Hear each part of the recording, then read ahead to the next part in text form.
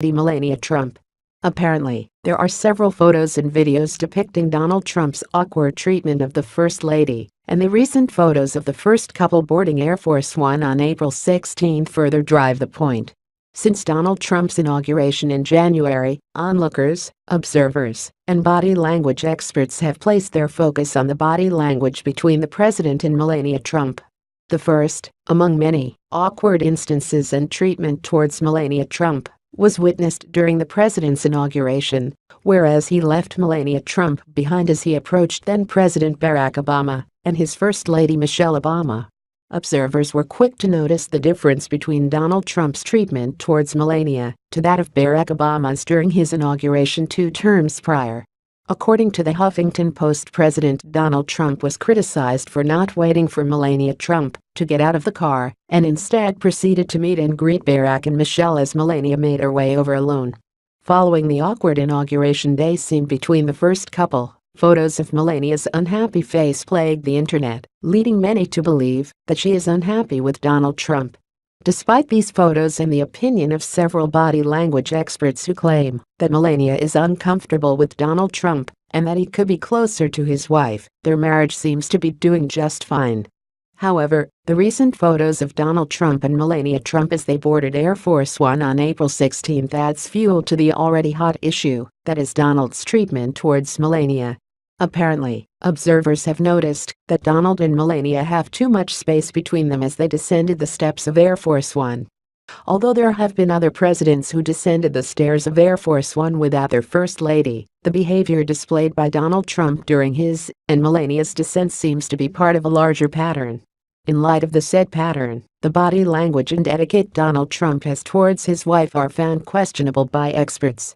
The Huffington Post took liberty in reaching out to 2 body language experts, Jacqueline Whitmore and Elaine Swan, in order to grasp their opinion on the photos. Jacqueline Whitmore is an international etiquette expert who has appeared in various shows and publications, and her take on the matter between Donald Trump and Melania Trump lies in the traditional rule of etiquette between men and women. According to Whitmore, it is a norm for men to go down the stairs before a lady does in order for them to be in the position to catch her if she trips.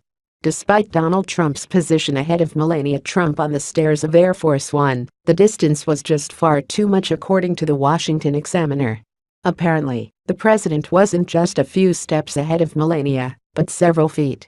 As for the noticeable distance between Donald and Melania, Whitmore believes that it could be perceived as a sign of disrespect. In the photographs, what we're clearly seeing is that Donald Trump is walking, not just 1 stair ahead, not 2 stairs ahead, but a few feet ahead. She's not being accompanied by him, Whitmore stated. If you look at some of the old photos of Ronald and Nancy Reagan or the Obamas, they are very close together. In other words, they're a unit, they're a couple, they're engaging in this activity together. Whitmore later added, whereas, in this particular photo, she is clearly standing all by herself. Now it could also be a sign of self-absorption, or he's in a hurry. He's a role model for the country. Having said that, he should be modeling, I believe, a different kind of behavior.